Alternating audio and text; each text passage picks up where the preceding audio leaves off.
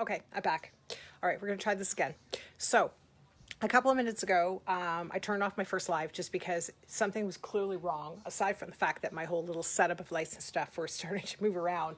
So what we did is we made a small little bag.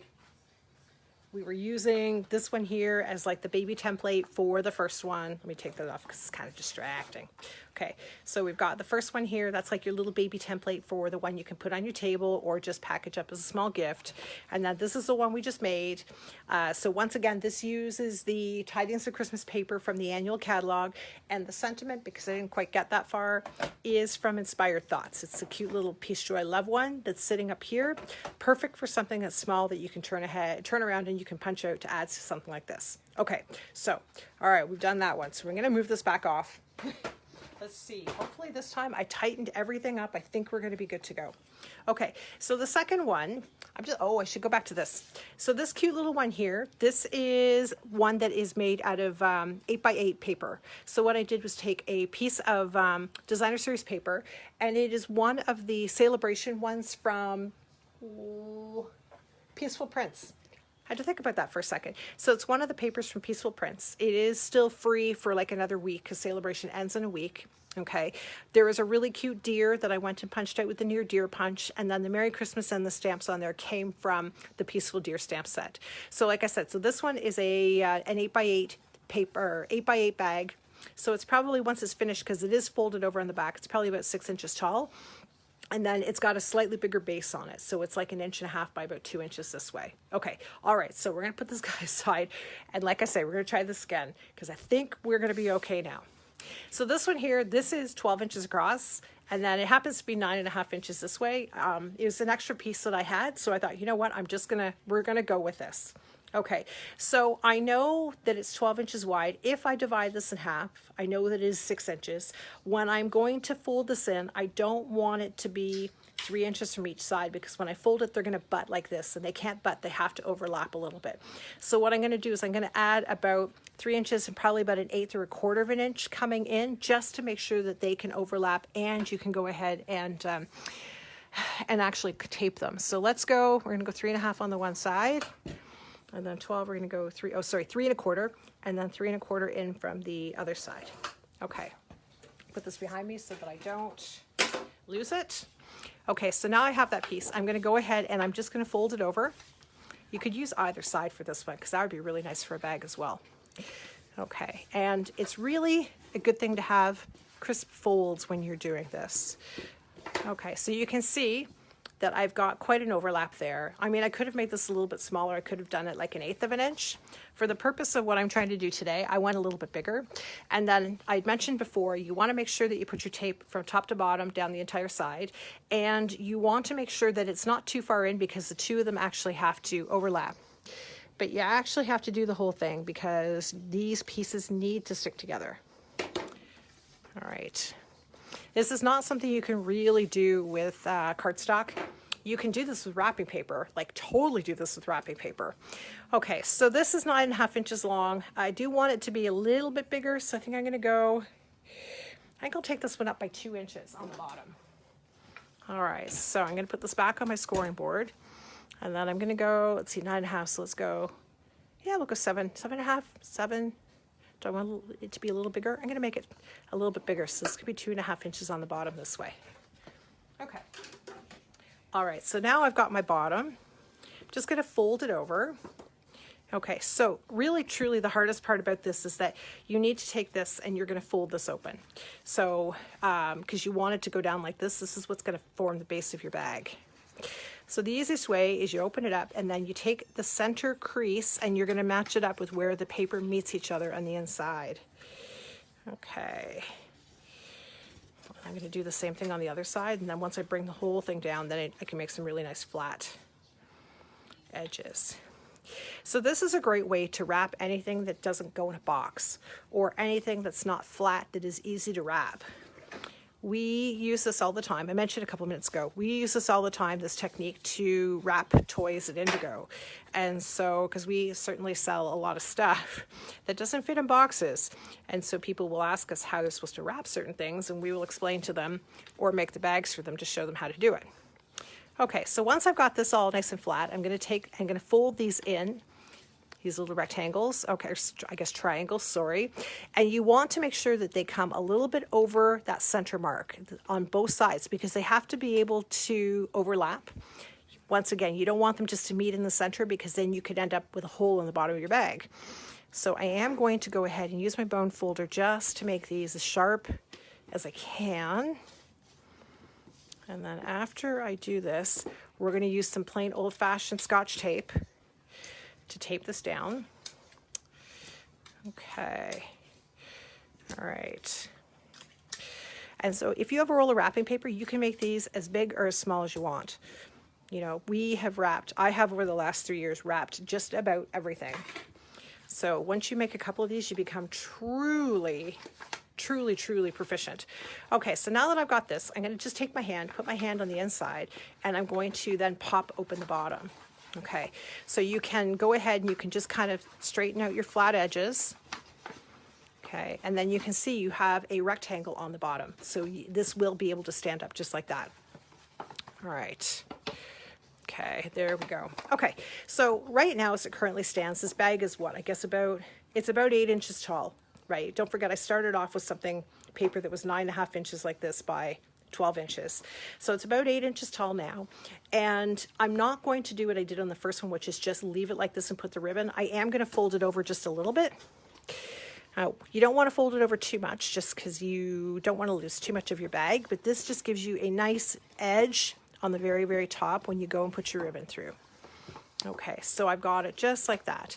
Now, before I started this, I did die cut one of the tailor tags so that we will have that tag just sitting on the front there. And I've got a couple different things here to kind of add a little bit of something to it. So this is the Peaceful Deer stamp set, which I truly have not actually really cracked open until I went to go ahead and make these because I have not had the time. I've been making some other things. So from this, I have pulled the snowflakes that are over here, and I've pulled the one deer. So there's my Sahara Sand ink. So I'm just going to add a little bit of these cute little snowflakey things across the tag just to kind of give it a little bit of something. I am trying to make sure I go off the edge just because it's always good to go off the edge, make things kind of random. All right, oh, that's pretty good. Okay, so I've got my little random images on there. I'll just put the stamp off to the side. And then I've also got my deer. So I have the Oh What Fun, I think is what it says. Oh What Fun deer. So I've got the deer, and then I have a piece of white, and I've got some cherry cobbler ink. So I'm just going to go ahead and stamp the deer. Oh, he's pretty cute. One of my children love deer, So I had to get the stamp set just because they love deer. All right, so I have my deer, and I'm going to punch it out with the deer punch. So here we go. Okay, I'll give him a quick, I need to cut a little bit off the edge. Scissors. There we go. Cut a little bit off, apparently. He was just a little on the not quite fitting side. Okay. There we go. It's like, why can't I figure him out? Okay, so just got him in there. He's all lined up. So we have my deer. So we've got my deer to go there. And then I did cut just a little bit of the designer paper. It's from the same paper pack. It's from Peaceful Prints again. And I'm just going to put a little bit of tape across the bottom. I'll add a little piece here, just glue it down, and then I'll trim off the edges. I'm a huge proponent of gluing something slightly bigger and then trimming it down because I hate it when I get things that I can see the bottom layer of the edges underneath.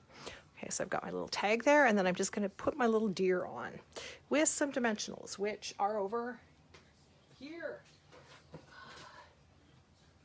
You know, you think you have everything, you plan. My craft room is a mess right now. You put everything together, and then you realize you've forgotten something. Okay, so I've got a couple of dimensionals on the back of Mademoiselle Deer. I turn them over. I'm just going to put them on. Okay, so now I have a lovely little deer that matches my gift bag. Okay, so I still have my hole punch. I'm going to use different ribbon this time. It's right here. Good. the super pretty kind of glittery organza ribbon. This has got like it's literally got some sheen to it, right? You can kind of see the sparkle. So I'm going to cut a decent sized piece. If this is, I think what, it's about 7 inches tall now. I like to have my ribbon like hanging down. So I will end up cutting, let's see, 7/14, probably close to 20 inches. Because like I say, I like my ribbon hanging down. Where'd my sharp scissors go? There they are. Okay, and then I'm just going to punch a couple of holes in my gift bag. I just realized that I folded it from back to front. I don't want it like that. I want it from front to back. Okay, there we go. All right, so punch one hole, punch a second hole. And I'm going to run my ribbon through from front to back.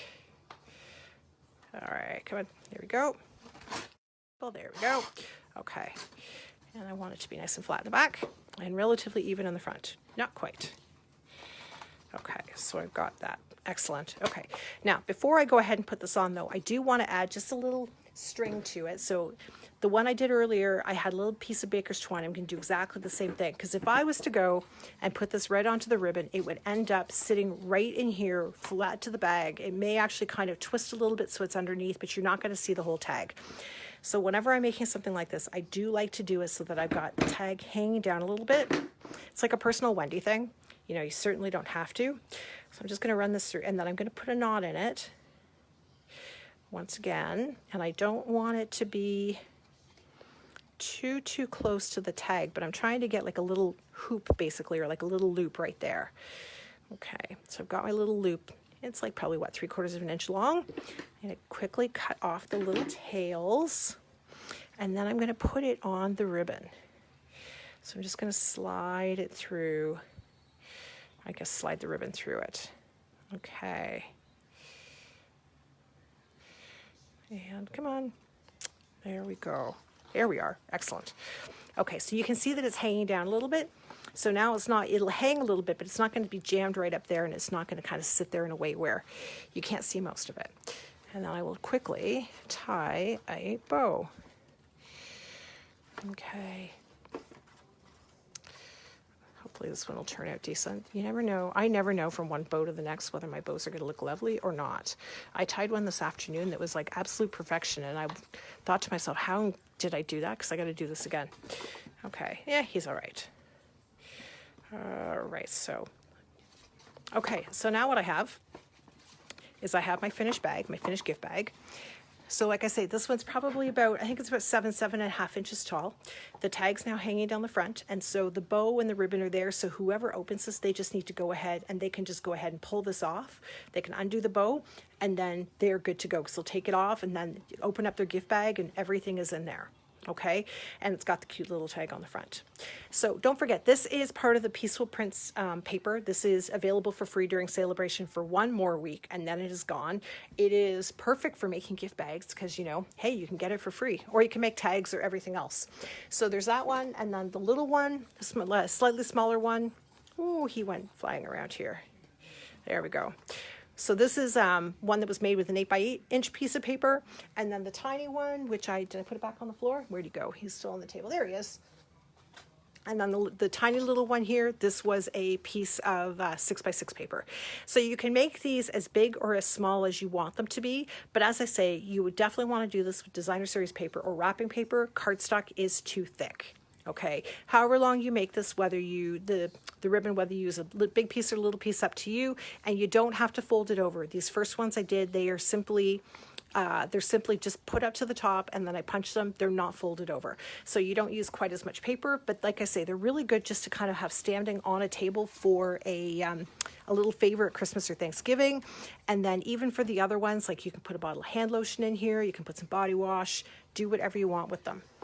Okay, last thing I'm going to quickly show you, just because I have it sitting here, is that the next Shadow Box sampler is ready to go. I just have to take the photographs of it. This is it here. This is the Harvest Meadow one. And as you know, the weather has been horrible the last couple days. So I took pictures of all the individual pieces a couple days ago, but I didn't get a chance to put all of it on. So now I have this. I just have to write the instructions, and then this will go up for sale on my site as well. So thank you for stopping by for part 2 this evening. We had no camera issues this time, and hopefully moving forwards, everything will be great again. So thank you so much. If you have questions, add them in the comments, and we will chat with you soon. You have a lovely, lovely evening. Bye.